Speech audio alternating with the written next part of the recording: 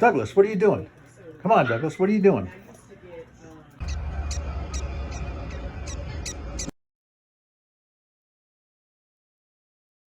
And we're heading into Yellowstone Park, and this is the Yellowstone River. This is flowing pretty good here.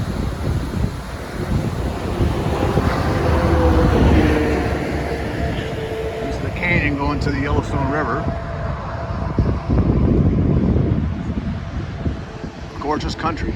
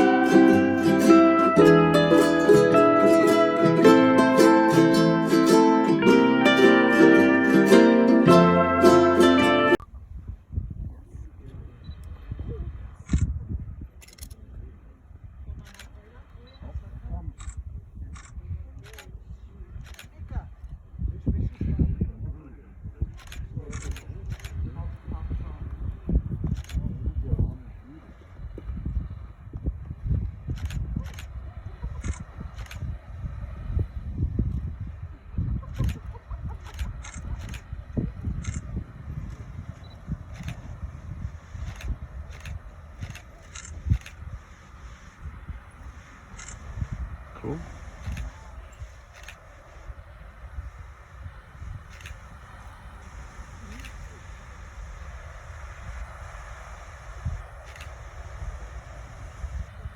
You hear it rumbling now.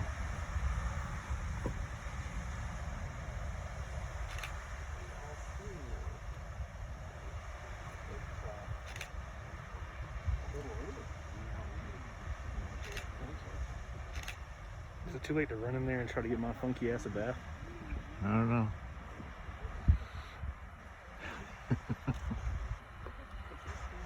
It's the world's largest tea kettle. I'm actually surprised how long it's lasted. It's been over a minute and a half now. Looks like it's calming down now.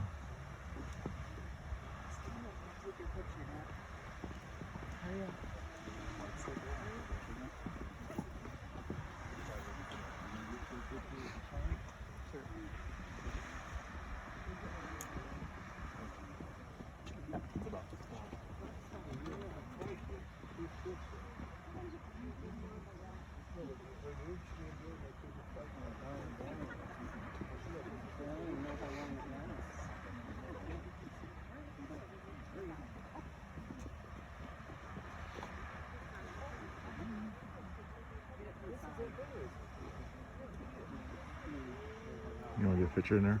You want to stand over there? No? Okay. I work with steam all the time. Yeah, I do too. Not like this.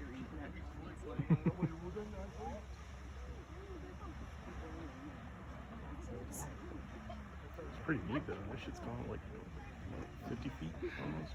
Yep. Blast. So it's 2.5 minutes now. Somebody said when they were walking past this, they last like 3 minutes. Wow. Well, it's definitely getting to the 3-minute point here now. I mean, if I would have brought a hanger rack, I could have steamed some of my clothes, get the wrinkles out. Yep. Got a nice egg smell. Yep.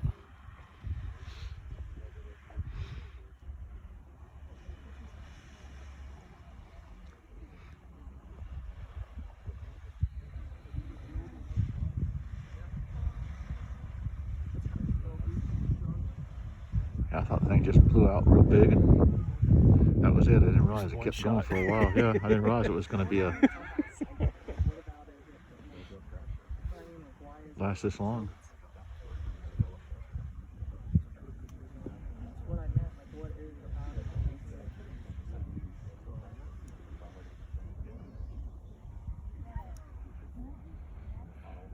think we would call that. Oh, nope, oh, aftershock. Oh. Yeah, I think that might be it. Yeah. Nope.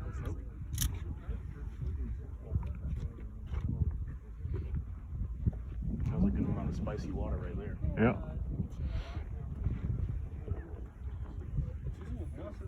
Mm, 4 minutes now.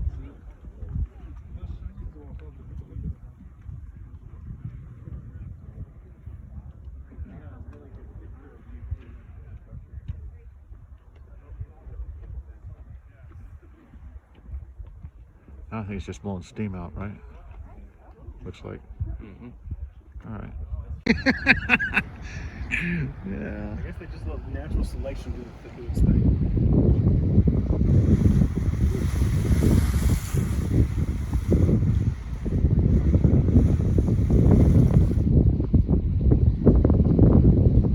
Here at the ever famous Green Spring at Yellowstone National Park. There's Rocky doing a very, well, he just pulled it up. He's doing some experimental photography. Got a creek running down to the middle of this, collecting all this hot water. You could probably get a hot bath in that stream. Just want to make sure you know that you are here. The infamous Yellowstone volcanic caldera.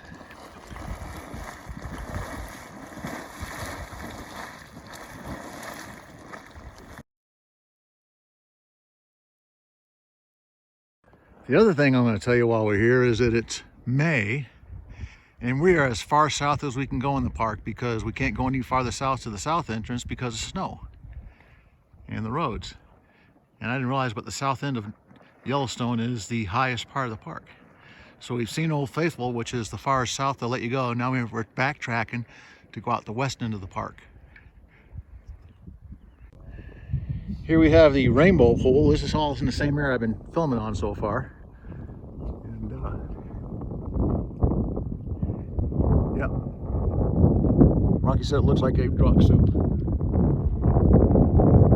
Must be a Chinaman to come up with this place.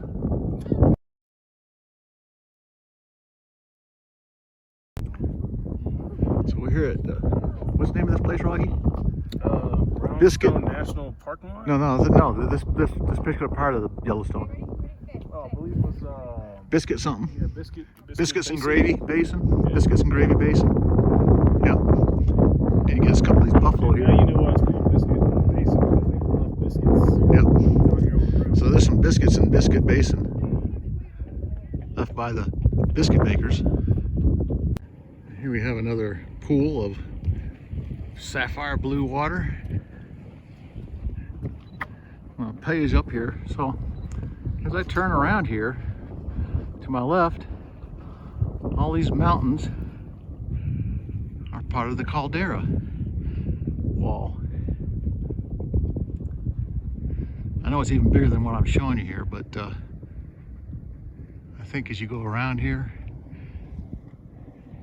you start seeing these steep walls. You can see the color of the ground is definitely, or the color of the rock is a dark grayish black rock, obviously volcanic. There's Rocky. Now this guy here is he's maybe moving faster than I want to be seeing him move in our direction. So maybe we'll let him walk across like Easy, he's. do you have any Grey Poupon? I'm taking that as a no. Yeah. You know what? He knows what time the geyser's going to start geysing. That's why he's over here. Yep. Let's see. He's going to walk right across that, ain't he? He's going to step on it. Get out the road, you fat bastard. Get out the road. Yep. At least he didn't shit in the walkway. That's always good. Yep. They got the good sense not to leave biscuits on the road. Yeah, you don't leave biscuits on the table. You gotta put the biscuits on the plate. Uh-oh. We got a stampede. How close were you guys when those things started moving? Close enough. Wow. Had two people behind us that were walking behind us, and these things decided to start running right about the time they were getting in the same place they were at. So now they're kind of eyeballing us now, Rocky. Maybe we ought to just go back to the truck. I kind of find it curious they have to tell you to keep out, but they do. And then you see a sign back at the other place he was at that they've had over 900 people scald themselves from walking off the trails into these areas and getting into water. This pool's got a lot of trees that have fallen into it and dead. But you can see it just goes down. I don't know if you can see it in the video here, but it's bubbling up. That's a huge hole going down into the ground down there where that water's coming up from. All right, dangerous ground. Mid-White Geyser Basin. We're gonna take a walk up there. You are here.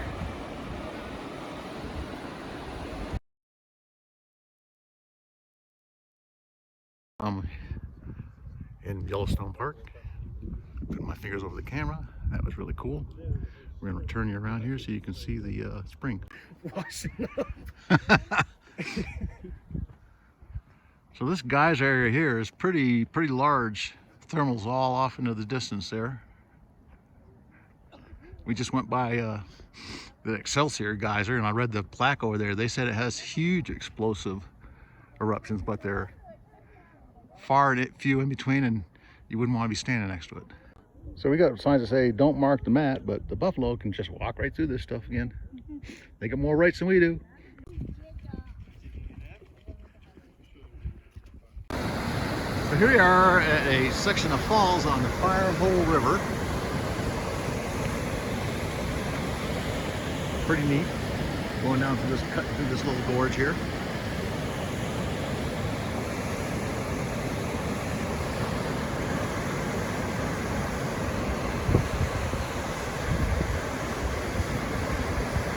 All right. Now that I've had time to study the map, this ridge is the actual Yellowstone Caldera crater wall.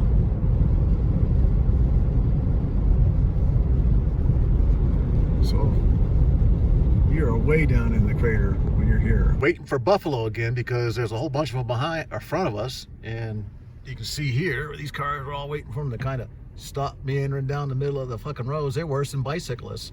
Anyway, there's some behind us. Right there behind us, see, they're following us. Getting followed by bison. You just got these two good-looking guys in the car, waiting for the bison to go. Yep. In Yellowstone Bison World. Well, one's getting frisky up there, hold on. So while we're on Bison Jam, we are on the west entrance road to Yellowstone on our way out, heading to the Grand Tetons. And beautiful scenery. That guy was inches away from you too. I just saw that. Looks like they may have moved out a bit, or maybe they haven't. They're up here on the side. Looks like they might be moving off. Looks like we might be going here pretty soon. We still got the two behind us walking. See the mirror there, they're behind us, walking behind us. Hey, is it illegal to brake check a bison? I don't know. I think we're too fast for them now. But here they are. A whopping 7 miles an hour. The bison are gonna just go across. Oh, he's taking a run for it now. Hell yeah, bro. That traffic ain't getting ahead of me. Those guys behind us are jogging now. They're getting it. Yeah. Oh man. They're getting their bison on. Oh man, they're coming up behind us. We gotta watch both ways now. Holy shit. Yep. No, something else is going across. Oh, you better watch it. Damn. Oh, these guys in this focus right now are like, oh my God, I gotta get out of here. Roasting their shorts with some. Yep.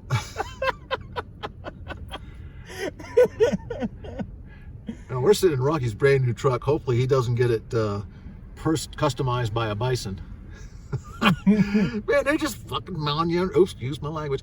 Meandering back and forth across the road here, just like don't have a care in the day. Don't worry about those big things moving around us, you know. They'll wait for us. We can do what the hell we want. We're bison. Bison, yeah, doing what we want.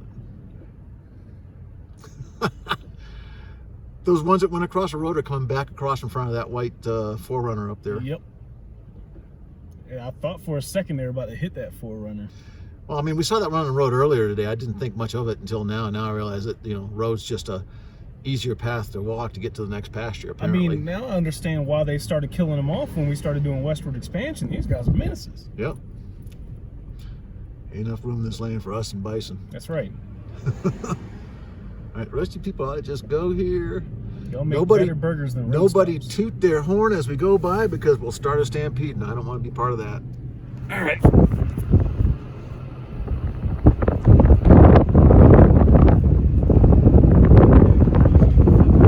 I don't want to get my shit messed up.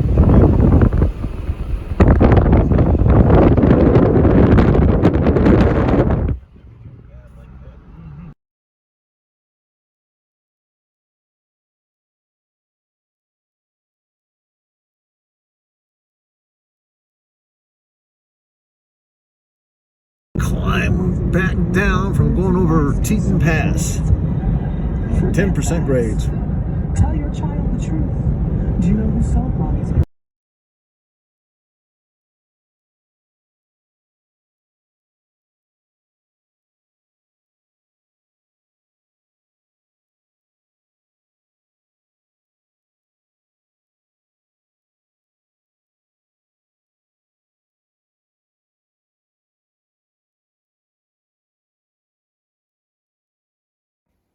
So here we are at the Grand Teton National Park, and hopefully get these birds to make some of those crazy noises they're making.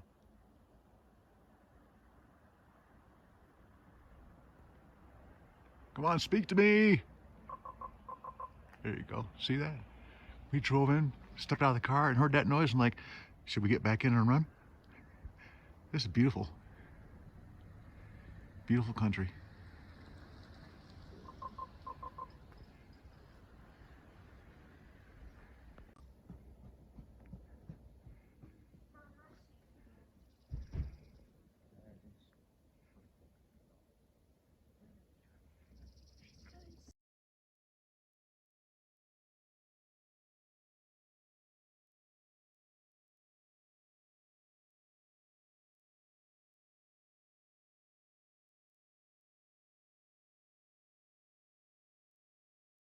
Continuing our trek through the western United States, we're in Idaho looking down at the Snake River Canyon. The Snake River Canyon is made by the Snake River.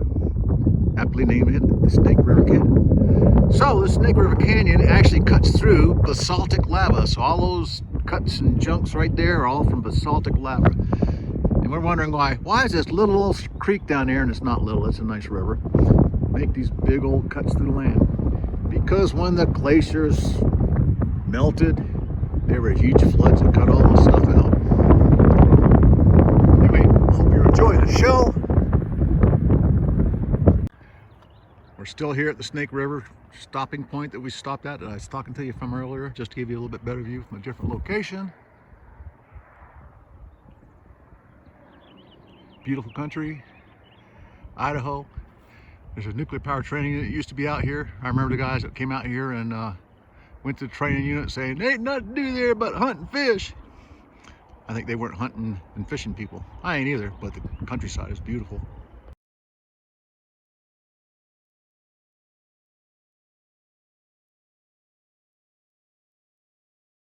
This is Three Buttes, and this whole field out here is all volcanic rock, but these are three buttes that pushed up through it.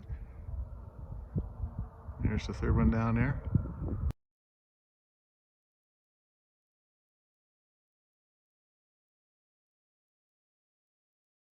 Can't see it off in there in the distance, but there, or you can barely see it. There's the Idaho National Labs where they do nuclear stuff, nuclear materials, nuclear reactors.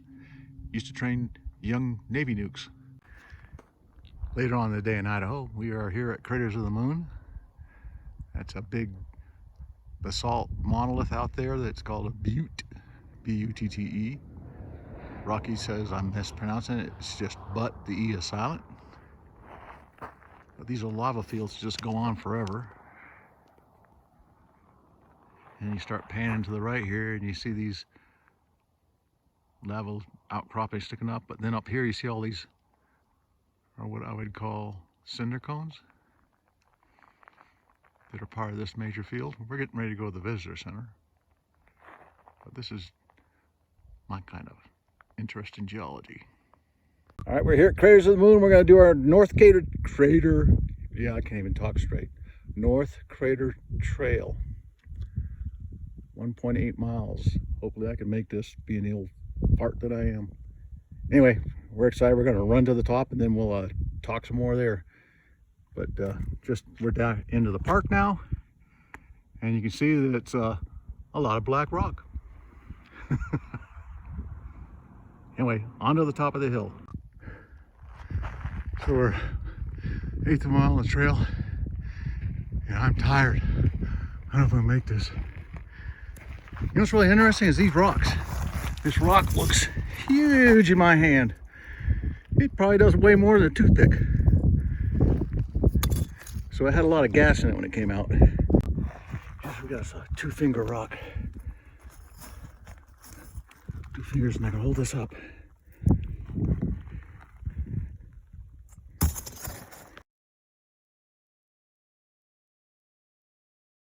So this is Devil's Trail Loop, or Devil's Orchard, but all these big chunks of lava are the old crater walls.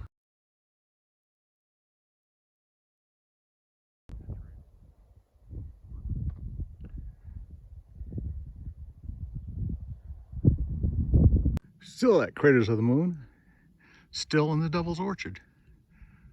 That hill back there is the one we climbed up to earlier. Climbed around to the opposite side of it and then came back down.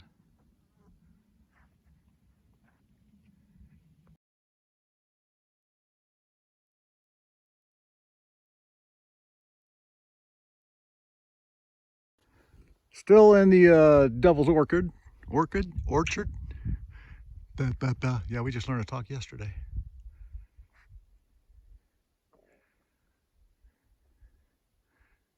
You can see it down here in front of us here. They got lichens growing on it. Apparently from reading the posted notices around here, there's air pollution that's killing the lichens. It's all coming from China. More from Moons of the Crater.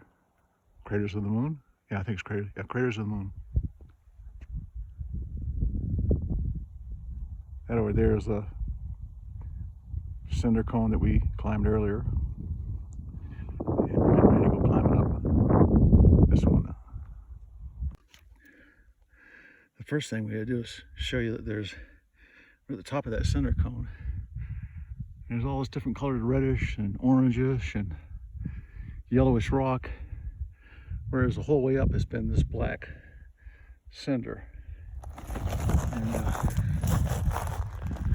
this is the one you can climb all the way to the top. If you start looking at it, this is a fault line. You look way off to the south there, and there's a cone way off in the distance. That's probably 15, 20 miles away. And as you come closer to the camera, you see more cones. All these are almost in a straight line until you get to these cones here. And then you come around on this one, and I'm going to turn 180 degrees, and you've got cinder cones going up that way. So the fault that makes these mountains up here also is where this lava came up from underneath, from the mantle. So this is the first turn here. So this is where we finally got to the top, but we're gonna go down here, and as I get to each place where it turns off to show the next section, I'll show you. So now we're getting closer to the point here where it looks like, oh, there's an edge. No, there's not. There's more. More going up, down. So when you come up the hill, you don't see this 150, 250 feet we walked to get to the top past this point here until you get halfway up from the point down there that we're coming up to. So I just turned around after going over the edge and coming down here. You can see it looks like you're at the top right there at that little, as the path goes up. That's not the top. So here's the next little change in slope that you don't see when you're coming up that hides the fact that you're only a third of the way up the mountain. So now you're going down and you're seeing, wow, there's a whole lot of trail down there. So this is just as you get to the top and you realize, oh my God, I gotta climb up twice as far as I already come up. Now I'm down near the bottom, and here is where you think, ah, it's not that far up there. Well, just climb up the top of this thing. So just for some perspective here, here's that cone, spatter cone we just climbed up over there on the horizon. So you can see that first line of going vertical, or going up, and then it kind of plateaus out for a bit, and then it goes vertical again, and then it plateaus out a bit, then you finally get to the top up there. Quite the hike. If you can see in the picture here, there's some people up there now. They asked us how the hike was, and we says, a lot longer than you think.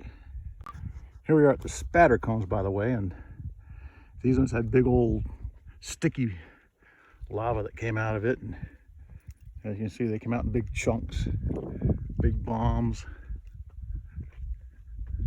Not a very pretty cone. And I think this is a lot what you're seeing in, if you've been paying attention to the videos on YouTube or something like that, Iceland's having some big volcanic activity right now, and it's a lot of spatter cones which look very similar to this here.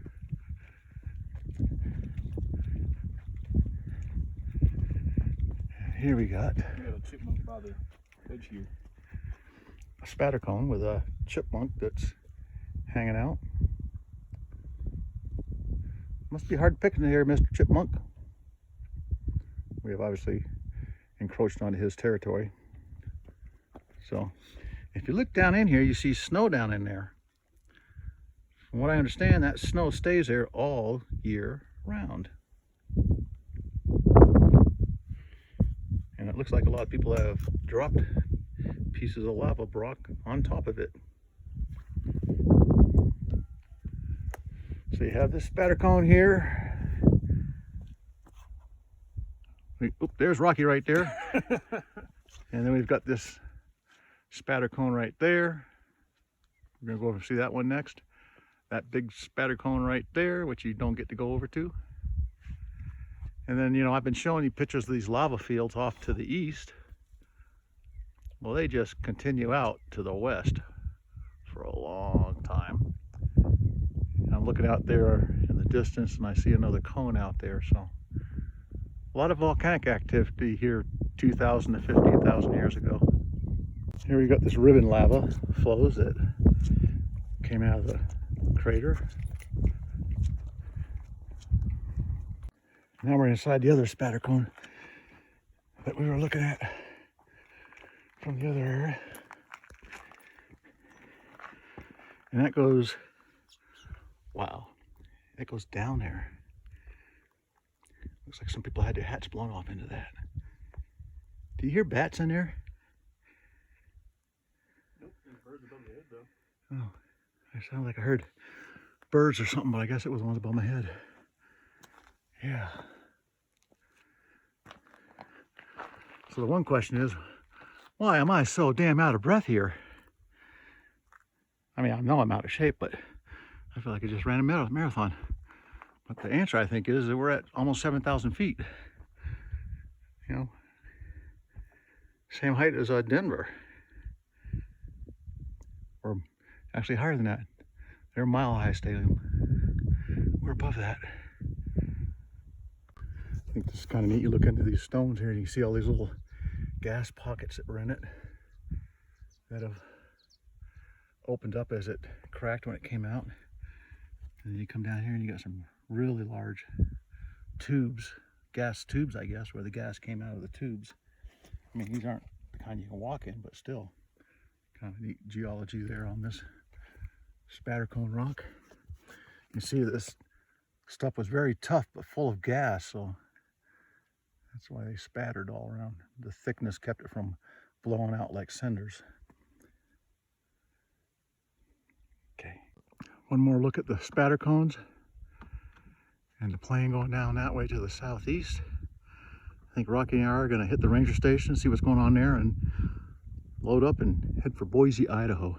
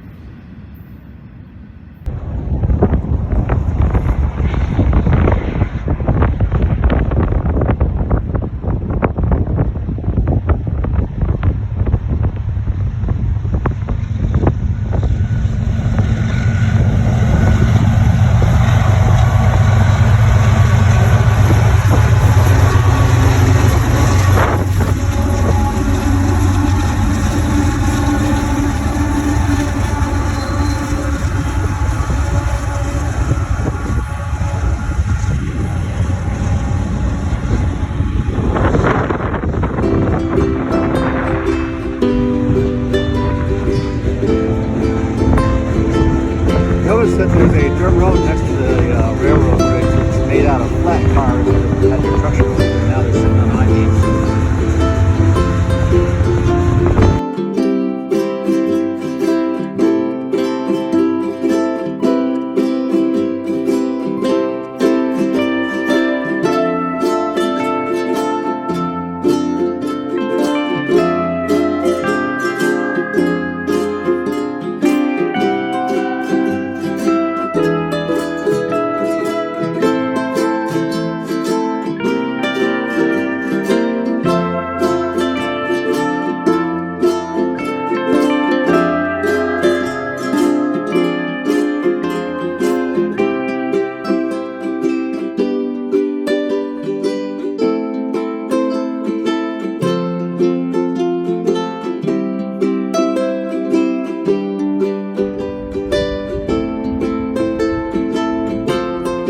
Rocky, smile.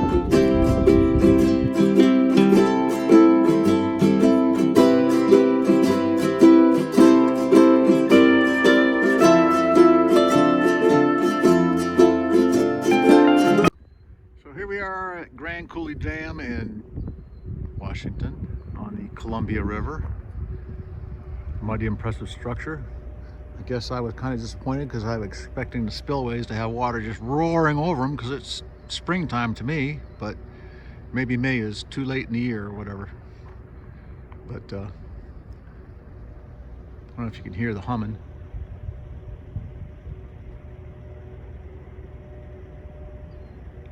So that's a powerhouse right there to the right. There's a powerhouse there in the middle that's generating power, and then there's a powerhouse over there. The drive up here was pretty fascinating. They went through a couple of coulees, which is these big basins or big washouts from prehistoric floods, and saw the dry falls, which looks like a cliff, but in fact it used to be millions and millions of tons of water going over it, and now it's dry. Grand Coulee Dam. Rocky and I are having a good time of the trip. I think we're getting a little road weary, but only a day or two more and we'll be in Bremerton. We're at Dry Falls, Washington. It's called Dry Falls because they're dry right now, but during the ice ages when they had the great floods, these falls were created. And they scooped out this valley here.